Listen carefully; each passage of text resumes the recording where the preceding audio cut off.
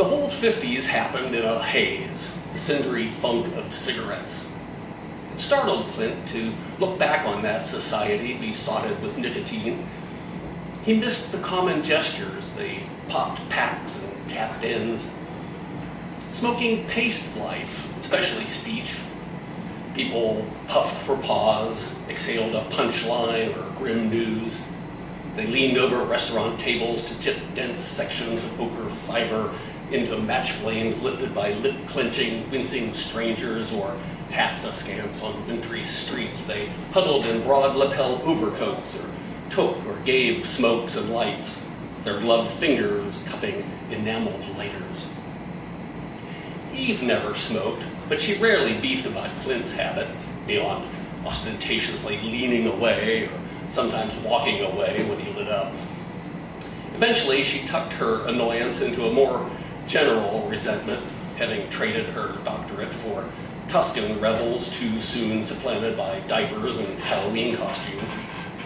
A number of rooms in their Alexandria home were reserved against smoke. Her room, the kitchen, all bathrooms. But in the early years of their marriage, Eve was like most non-smokers, an innocent minority that bemusedly endured their fire-inhaling fellows. Near their first anniversary and the end of his third semester at Columbia, an old friend of his parents died and left Clint $500. They decided to live it up, go crazy. They took in West Side Story, dined late at Mama Leone's, and then cabbed back uptown to Sardines. Waiting for a booth, they tried not to gawk. Clint discreetly pointed out celebrities in the glossies lining the room. As they settled into the padded booth, Eve gouged his calf with her pump and canted her head to indicate the corner booth behind, wherein sat six beset with laughter and coughs. At the edge, one satin-seamed leg in the aisle wavered William Holden. Jacketless, bow tie unslung, and brilliant hair loose in onyx bristles, Holden propped his elbow on the table's edge and leaned his lips into a cigarette. "I can't believe it," Eve exulted, stiff-spined as a recruit on parade drill. Clint couldn't either. Taking care to pan the room, he swept his gaze over Holden and pictured him glaring up at Alec Guinness and expiring with a groan. "Ew. This is so exciting," Eve said, jazzed and just a little bit loopy. That's another thing people were in the 50s, looped, juiced, lit up, toasted, tight, numberless sheets to ceaseless winds. And Clint in later years wondered if alcohol compensated for the nicotine or vice versa. Clint ordered Manhattans up, and while they recalled scenes from Bridge on the River Kwai, he studied Eve, creamy in her sleeveless black Dior knockoff. The dark auburn curls framing her forehead echoed the loops of smoke from his Camel. Clint anticipated a grand sack romp. Suddenly, Holden arose and, in jolly outrage, flung his napkin onto the seat. This won a gust of laughter. He strode over to Clint and Eve's table and, with sleepy suavity intoned, "Pardon me, my friends seem not to want my company anymore."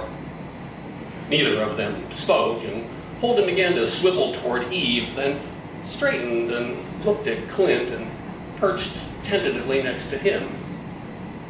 Clint read from his bright expression that, yes, he was toying with them, but the star and the sweet young couple, but he would not abuse them. "How are you folks tonight?"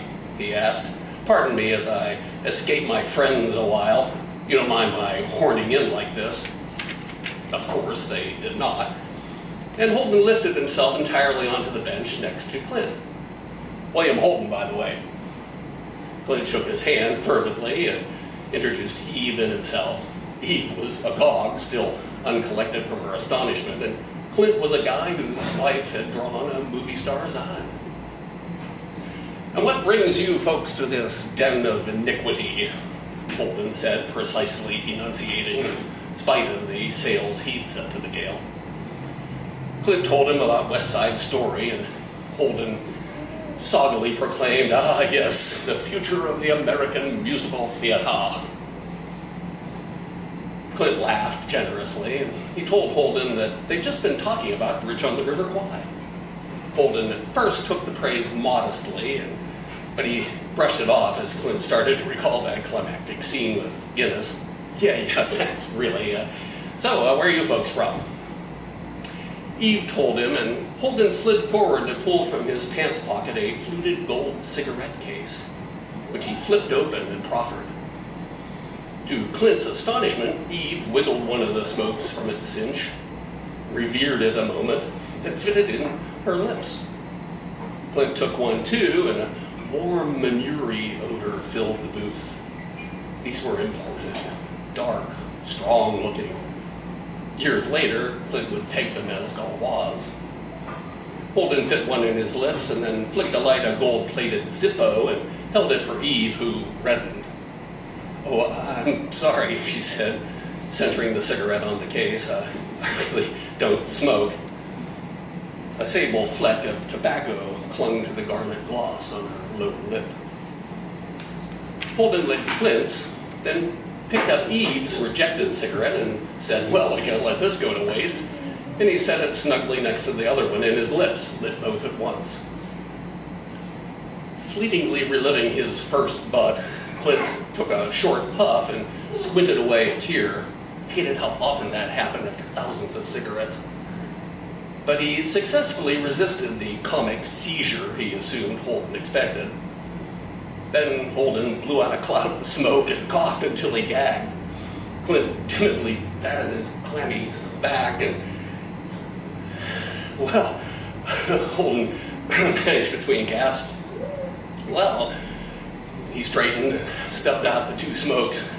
"I guess you can see that's a mistake." Then he winked as he slipped away.